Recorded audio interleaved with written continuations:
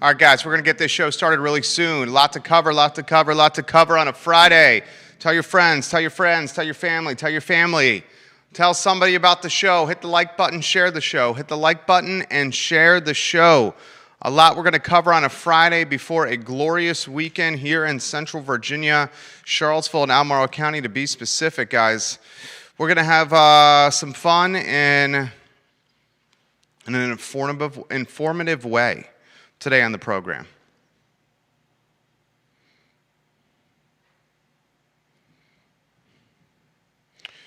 All right, Judah Wickower. Judah Wickower is our director, guys. He's fantastic. I need 10 seconds, please.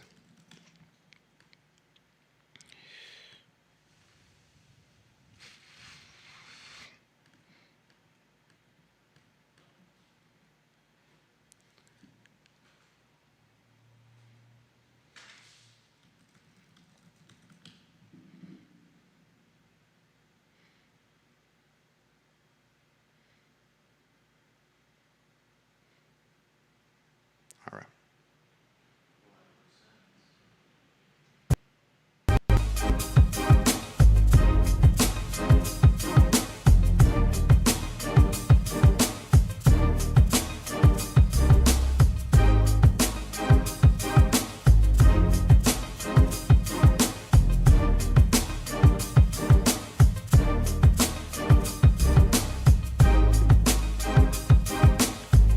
Good Friday afternoon, guys. My name is Jerry Miller, and welcome to the I Love CVille show. Thank you for joining us on a Friday, right before the weekend. We're live in Charlottesville, across Albemarle County, the country, and the world on the I Love CVille network.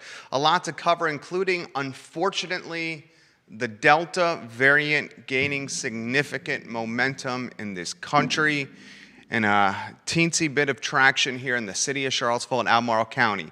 We will assess the Delta variant and the impact it could have on this community today on the I Love CVille show. We will talk NBA draft. Trey Murphy III goes 17 in last night's NBA draft. The comparisons to Trey Murphy III and DeAndre Hunter undoubtedly there. Yes, DeAndre Hunter a little heavier, a little more muscular, a little stronger right now than Trey Murphy III. But if this guy puts some weight on his frame, he reminds me of a DeAndre Hunter clone. We'll talk about that today on the I Love CVille show. I want to talk the University of Virginia and what to expect this fall. Remember, UVA required students to be vaccinated if they were going to return to Charlottesville this fall and learn on grounds. Very curious to see what leadership is going to do as the Delta variant gains momentum across the United States. We'll talk Tesla and EVs today on the show. Tesla is going to open up a dealership here in CVille. You heard me correctly. Elon Musk and Tesla opening a dealership in Charlottesville. We'll give you some of the nitty-gritty behind the scenes of this Tesla dealership on today's program. A lot to cover on the show, including Ralph Northam, the governor of Virginia, and his tweets from yesterday that frankly offer nothing of substance for the Commonwealth of Virginia. Do me a favor before we start the program. Give the show a like and a share. Anywhere you are watching, hit the like button. Share the show if you're on Twitter, Instagram, Facebook, LinkedIn, YouTube, Spotify, Apple Podcasts, TikTok, Snapchat. Tell your friends, tell your friends, tell your family, and tell your family. The lead of the show, my friends, has got to be something that we should all be somewhat apprehensive about. The Delta variant gaining momentum across America, literally as we speak. In fact, the Delta variant now being compared to the chickenpox from a contagious standpoint. The CDC has warned today, literally about 3 hours ago, the CDC, that the Delta variant is as contagious as the chickenpox and may make people sicker than the original COVID pandemic, the original COVID strand. This is not good, not good. About half the country is vaccinated as we speak. It's the dog days of summer, certainly the dog days of summer here in the Commonwealth of Virginia. Masks and faces, not something you're seeing around town with heat and humidity at 100% or 100-degree levels approaching those thresholds. Dr. Scott Gottlieb told CNBC this morning he believes coronavirus is significantly more widespread in the U.S. than official case counts reflect. He said, "I would not be surprised if, on the whole, we're infecting up to 1 million people per day right now," Dr. Scott Gottlieb.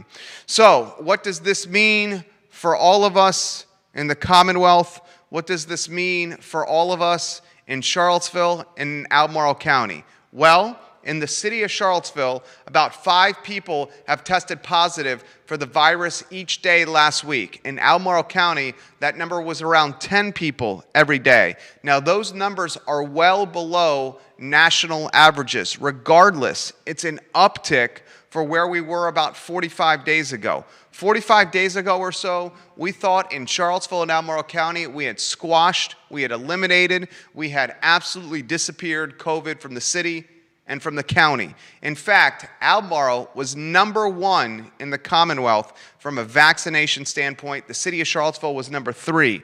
Now we see case counts upticking in the city. 5 people have tested positive for the virus each day last week. Albemarle County, 10 positive for the virus each day last week. This is, and I'm not going to jump to conclusions. I don't want to hyperbolize. I just want to offer this perspective. It's something to track. It's something to track. We don't as a community, we don't as a city, as a county, as a commonwealth, as a country, to get back to where we were last year. Last year we were stuck at home quarantining. Last year there was vulnerability and uncertainty that many of us had never experienced in our life, and that created anxiety, turmoil, that created economic strife and economic difficulty, job loss, business closures, Chapter 11 decision makings, and it was just not a pretty sight last year. If we can get ahead of this, and that's through vaccinations and masks, we can win the battle that is the Delta variant. We must follow the trends, and the trends are speaking for themselves. The next question we have to ask, how will this impact students returning to UVA in the fall?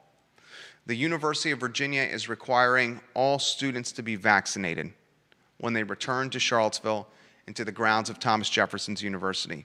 You have to show proof of vaccination before you can get into your dorm, use a UVA building, go to class in person.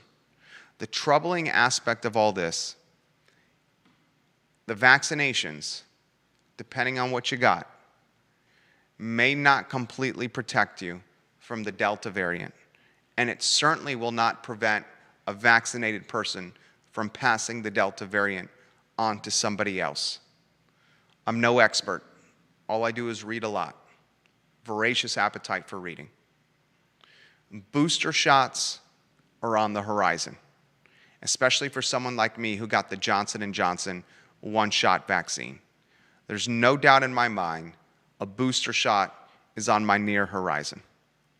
There's no doubt in my mind, if the Delta variant continues to gain momentum, that the conversations about masks, 6 feet of distancing, inside interactions may be limited, and frankly, I'm nervous, trepid, and concerned on how this could impact the return to in-person school in less than a month.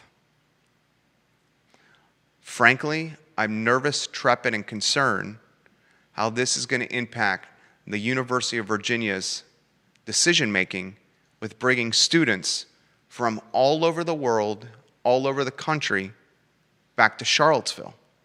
If you remember in 2020, Jim Ryan's administration at UVA chose to encourage students to not return to the city of Charlottesville because Jim Ryan and his administration wanted to protect the city of Charlottesville from a pandemic that had never been seen before. The really frustrating aspect of all this, 45 days ago, we were on cloud 9 We were standing on the top of Carter's Mountain, screaming from the tip of Wendell Woods Mountain, screaming from the tip of Child's Orchard, from Carter's Mountain. And we were pounding our chests in Charlottesville and Albemarle, saying, we beat this, we beat this, we beat this. I don't want to say we celebrated too soon, because everyone knows hindsight is 20/20. I just encourage anyone that's listening, that's watching, that follows our platform and our network to be safe, to realize this is not behind us, to take the advantage of vaccines, to get vaccinated, to encourage others to get vaccinated. The last thing we all want is school in person to be impacted. Moms and dads, sons and daughters need the mental health, the sanity, the social interaction, the behavioral interaction, the athletic interaction, the academic interaction, and the peace of mind of in-person education. The last thing we want is a wave of business closures tied to 25,000 students not being in Charlottesville. It's no coincidence that Little John's on the corner closed during a pandemic. It's no coincidence that Michael's Bistro on the UVA corner closed during a pandemic. It's no coincidence that Sheetz on the UVA corner closed during a pandemic. It's no coincidence that the College Inn on the UVA corner closed during a pandemic. When you take 25,000 students and you remove them from the Charlottesville economy and ecosystem, you're going to have closures, Chapter 11s, and broken hearts and broken dreams. I'm a small business owner myself. I understand the sweat equity, the commitment, the time away from family, the effort, the sacrifice that goes into building a brand and a business.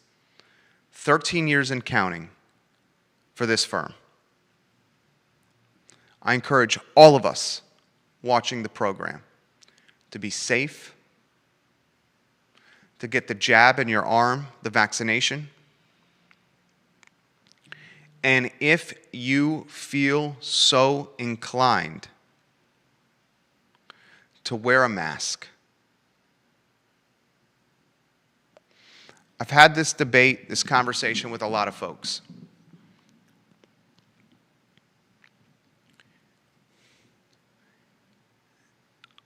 Is a mask mandate anti-freedom, or is a mask mandate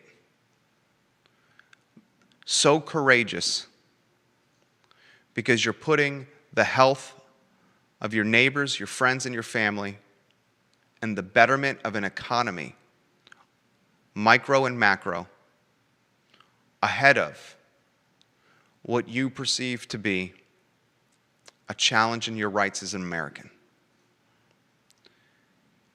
I talk about my ideology on this show all the time.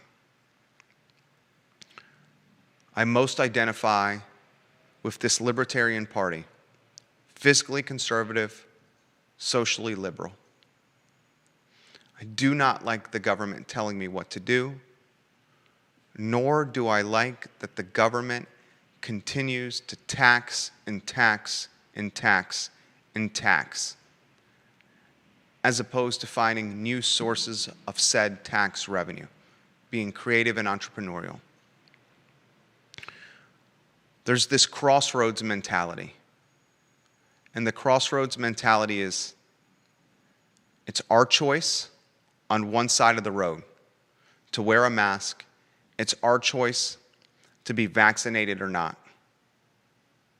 On the other side is the mentality of wearing the mask and getting vaccinated for the greater good of mankind, of Americans, of Virginians, of Albemarle Countyans, of Charlottesvillians. Getting vaxxed and masked helps preserve and persevere our economy and our health. You take William and Mary, in the town I grew up in Williamsburg. William and Mary recently announced that all students who return to Williamsburg for the fall semester must be vaccinated. William and Mary took it a step further than the University of Virginia. William and Mary is requiring all staff to be vaccinated as well before the start of the fall semester. Interestingly, the University of Virginia has only required students to be vaccinated before they return to grounds. Staff, it's their choice whether to get the poke in the arm or not. Yesterday, Ralph Northam released a series of tweets that basically said absolutely nothing. He said that he recommended people to wear masks due to the recent rise in the Delta variant. However, he said he would not mandate masks to return to Virginia. So you got a governor, the top elected official in the Commonwealth, a physician, a medical doctor, and this medical doctor on a social media platform says, in a nutshell, Delta is rising, and it's rising quickly. Maybe you should consider wearing a mask, but I'm not going to make you. Why put out the tweets in the first place, Governor Northam? You basically did a series of tweets that showed indecision, spinelessness, and you're contributing to a new cycle of vulnerability and uncertainty. As an elected official, you're voted into office to take a stand. Your skin's got to be thick, because half the people are going to agree with you, the other half of the people are going to be well opposed to what you're saying. Going on a social media platform when anything you publish on Twitter is going to turn into statewide news, if not regional or countrywide news. And you look, Northam's tweets are national news now, and you show a wishy-washy perspective, that does not drive or galvanize Virginians. You say yay or nay. You don't say down the middle maybe. It's not why you were voted into office. Right now, in the city of Charlottesville and in Albemarle County, the numbers are still fairly low. But they're going in the wrong direction when compared to 45 days ago. And if this wrong direction continues to gain momentum, I'm concerned about in-person education, elementary school and middle school in particular, because 12-year-olds and under are not vaccinated. I'm concerned that President Ryan and his administration will encourage students not to return in the fall. We're talking less than 30 days from now. And that's why the libertarian in me is going to say this. Courage in the pursuit of freedom often involves sacrifices, even sacrifices that we may, in the short term, feel violate our rights as Americans, Virginians, Charlottesvillians, and Albemarle Countyans. And I understand that so many, including myself, do not like to be told by the government what to do. But after dealing with this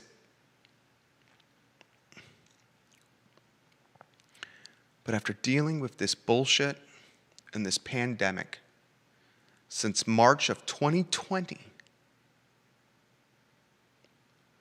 we are now 18 months into this. After 18 months of perspective, of quarantining, of sacrifice, changing our lives, watching our friends and family die, get sick, their businesses close, children being left behind from where they should be from an academic standpoint, seeing the divide between those who have money and those who do not have money get wider and wider and wider.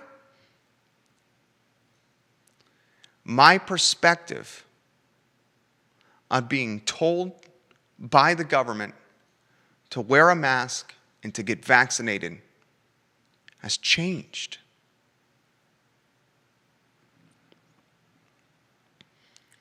Students go to school and they're required to get a polio vaccination, a chickenpox vaccination. If we cannot kick this damn pandemic ourselves by offering Americans the choice to get vaccinated or not, we may be heading down the road of vaccination requirements.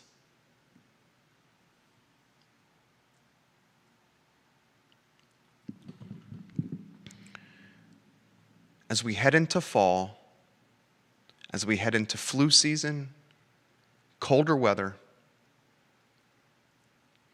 as we return from vacation, and we all flood inside places because it gets chilly around Central Virginia,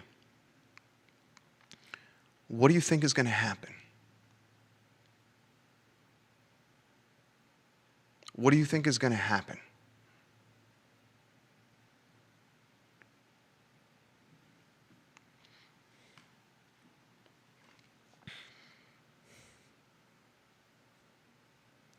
If the numbers continue to uptick,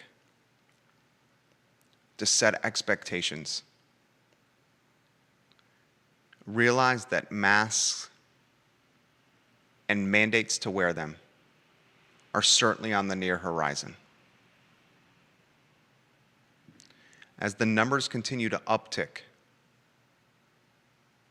be mindful of the need to potentially quarantine again in the fall. It burns me up inside making these comments and statements. It burns me up. But in the grand scheme of things, courage, the pursuit of freedom, pushing the country, the Commonwealth, and our local jurisdictions to more positive places will take sacrifice from all of us. And that sacrifice may mean pushing your ideology to the side for now, for the long-term benefit of the country, the Commonwealth, and our local jurisdictions. You may be surprised to hear a libertarian say that. You may be surprised to hear a free market guy say that. You may be surprised to hear a 3-time entrepreneur and business owner who often has asked for forgiveness before asking for permission.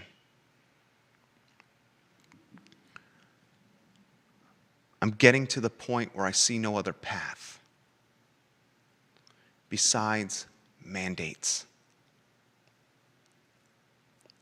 For the last 7 months, maybe 6 months, for most of 2021, we've watched science create a vaccination in record times.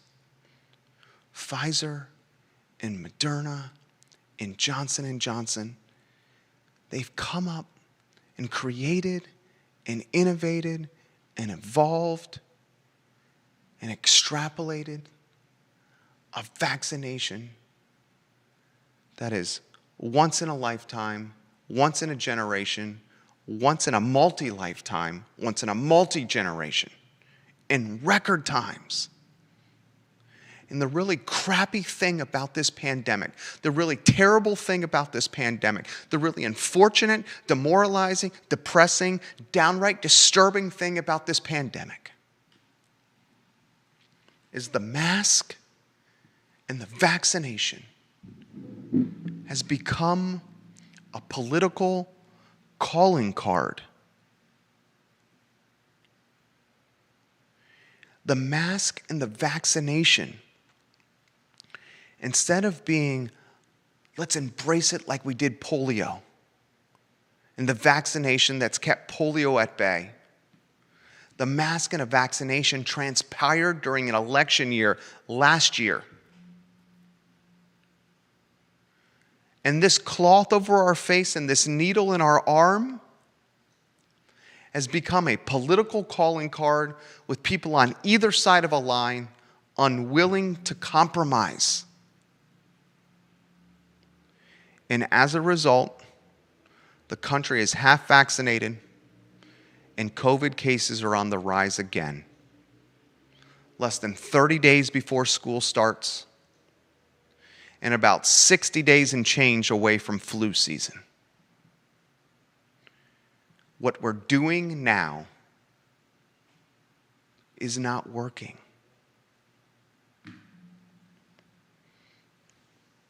And that sucks. That sucks.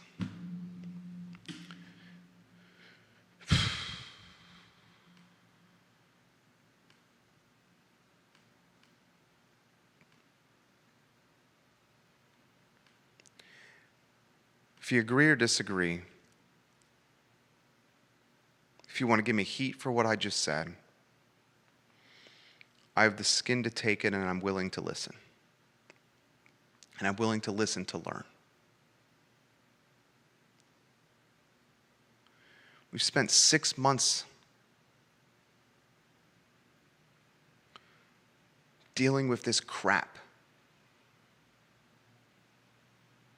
And 6 months into it, half the nation has been poked. Hotspots are on the rise. Entrepreneurs and business owners are trepid and concerned. Mommies and daddies are wondering if their children will learn in person this fall. And I can assure you, Jim Ryan and his administration are doing a SWOT analysis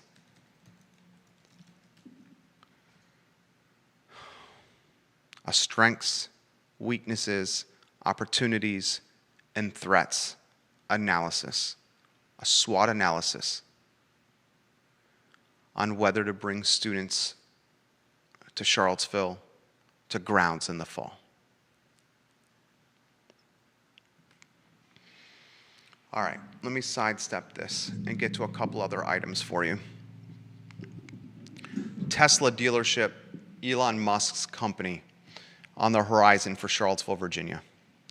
The California-based maker of battery-powered automobiles has filed an application with the DMV to open stores in Charlottesville, Norfolk, and Arlington.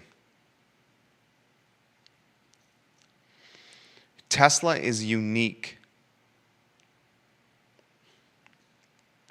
because it sells its automobiles direct to consumers. It's B2C. A lot of car manufacturers aren't B2C, business to consumer. A lot of car manufacturers are B2B, business to business. Ford will make its cars, make its trucks, and then get its vehicles to a Ford dealership, another business. And that dealership, that franchise, will sell the Ford vehicles to the customer. Tesla's revolutionized or turned the auto sales business on its head. Tesla sells directly to the consumer, keeping the margin for itself and potentially passing some savings on to the buyer, us.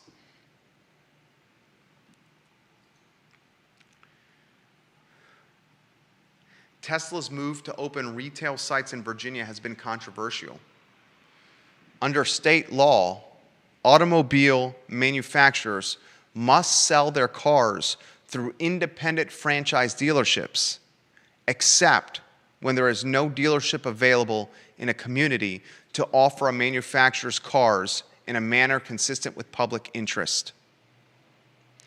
Elon Musk has insisted that no franchise dealers can profitably operate under its direct-to-consumer fixed-price business model in a manner consistent with public interest.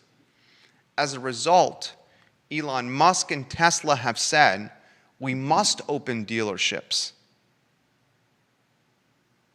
Well,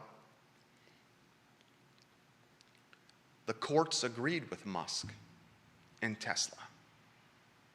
We got one on the horizon in Charlottesville. We got one on the horizon for Norfolk and Arlington.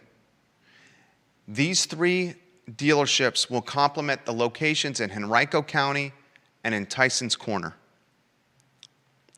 If you wanted to buy a Tesla now, you go to Henrico, you go to Tyson's Corner.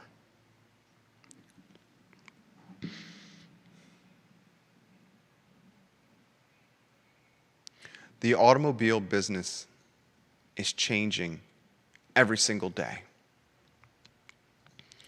You got Car Lots, for example, that just opened on Pantops, a store that's being managed by Ned Galloway. Car Lots. Ned Galloway, the chairman of the Albemarle County Board of Supervisors. The Car Lots model is selling cars on consignment. It's like a thrift store. It's like a consignment shop. You got Carvana, right outside Richmond, that sells its vehicles almost like a vending machine. A tower of cars by the interstate where you can go and buy a vehicle like you're buying a bag of peanut M&Ms from a vending machine. You got CarMax that openly broadcasts its bottom rate pricing on its website, making negotiation at CarMax's a thing of the past. You got local dealers who have to contend with the consignment model, with the vending machine model, and with the transparency model of a CarMax that says, here's our bottom price, we can't sell it lower than that, or we're actually losing money in the transaction. What's happening to automobiles and the automobile industry is very similar to what Amazon, Costco, and Walmart are doing to the brick and mortar retail business. Costco, Amazon, and Walmart have purchasing power, economies of scale, huge cash positions, and vertically integrated empires. They can squeeze margin, they can take a hit, and they can do it with the sole focus of putting local competitors out of business. I mean, good God, Amazon owns Whole Foods. Good God, Walmart is trying to build an e-commerce platform synonymous with Amazon. If if we don't start committing ourselves to supporting local merchants and local businesses and local dealerships and local retail outlets and local restaurants, we're eventually not going to have any left. COVID-19 in 2020 prioritized the Lowe's of the world, the Home Depots of the world, the Walmarts of the world, the Amazons of the world, the Targets of the world, and drove a death nail into the local mom and pop shops of the world. During the pandemic of last year, the most dangerous spot in Albemarle County was the Lowe's on Route 29 North. It's like the Wild West out there. Tesla opening a dealership in Charlottesville. That's going to change a lot of things. And it's going to put tailwinds behind the revolution of the automobile industry. Let's talk hoops. Trey Murphy III,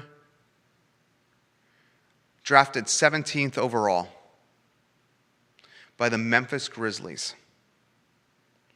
The expectation is he will be traded to the New Orleans Pelicans. Trey Murphy, 3 sticks, the 9th UVA player selected in the NBA draft since 2012. Mike Scott was drafted in 2012. Joe Harris, 2014. Justin Anderson, 2015. Malcolm Brogdon, 2016. Devin Hall, 2018. DeAndre Hunter, 2019. Ty Jerome and Kyle Guy in 2019. Hunter, Anderson, and Jerome were first-round selections. Mike Scott, Joe Harris, Malcolm Brogdon, Devin Hall, and Kyle Guy drafted in the second round. Trey Murphy, 3 sticks, is the 11th UVA player to be selected in the first round.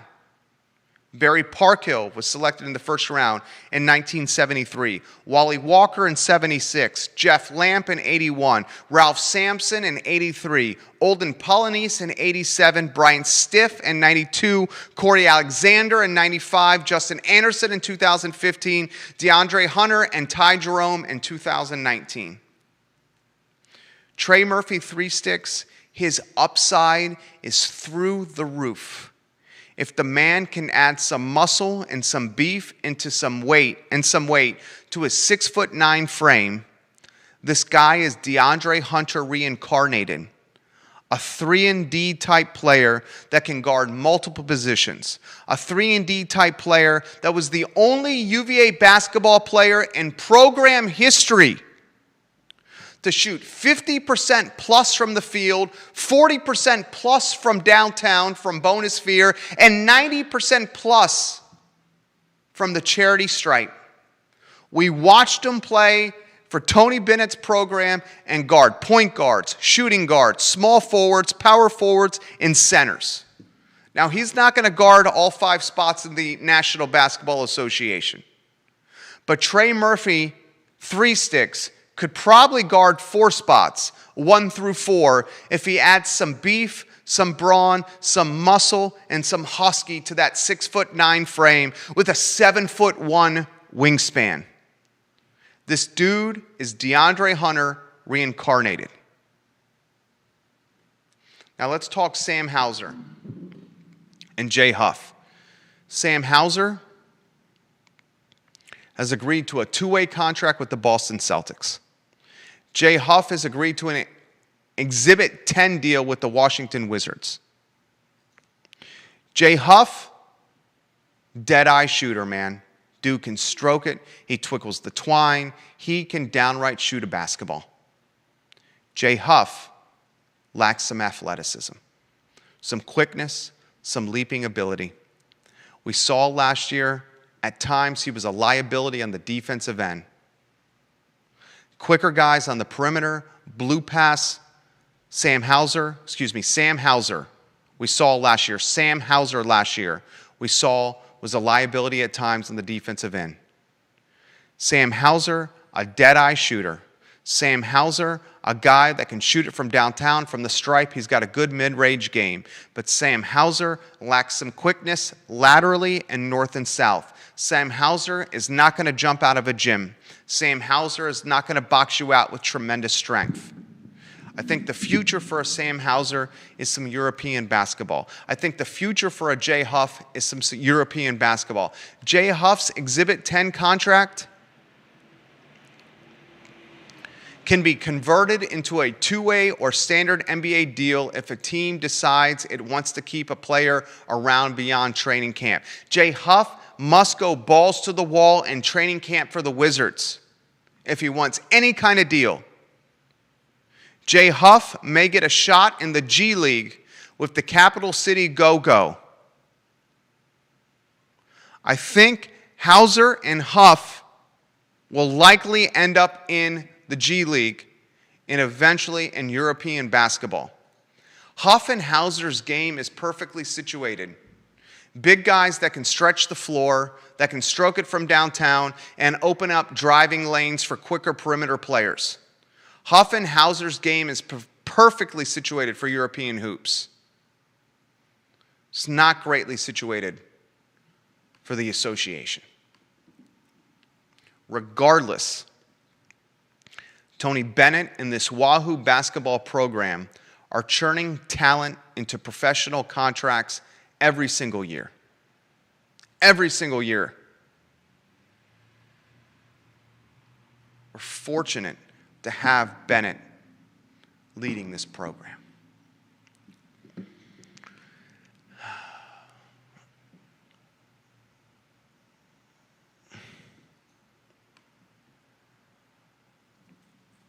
I want to encourage everyone watching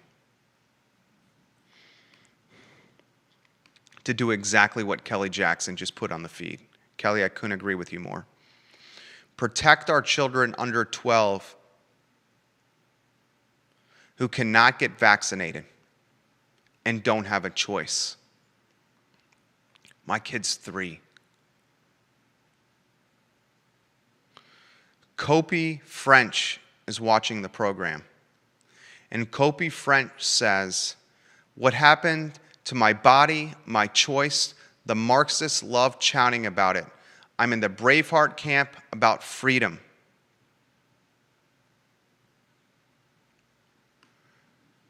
Kopi, I think freedom in the macro sense is putting the country's health, the country's economy, and our children's ability to learn in person ahead of our displeasure of putting a piece of cloth over our nose and our mouth.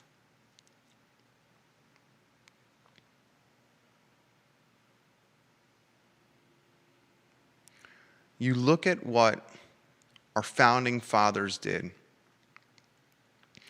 You look at the Boston Tea Party, you look at Paul Revere, you look at George Washington, Thomas Jefferson, John Adams, Mr. Ben Franklin, their families, their wives, and their children. These folks were willing to sacrifice their lives. They were willing to sacrifice staying alive and potentially dying for the long-term impact of freedom, representation when it comes to taxation, for the long-term opportunity of building and creating a country. What we need to do now is to sacrifice a bit in the short term, even if it goes against what we stand for the long-term freedom of kicking a pandemic that we've never seen before, for the long-term freedom of our children learning in school, for the long-term freedom of our children 12 and under staying safe, for the long-term freedom of the health of our economy, for the long-term freedom of putting a pandemic, Delta variant, COVID, and whatever mumbo-jumbo comes up in the near future in the rear freaking view mirror.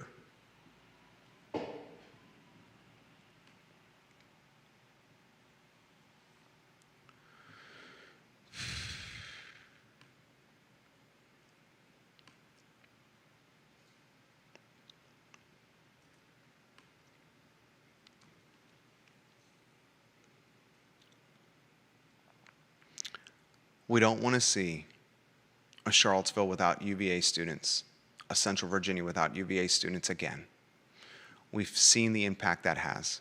We don't want to go another 3 semesters without the next generation learning in person.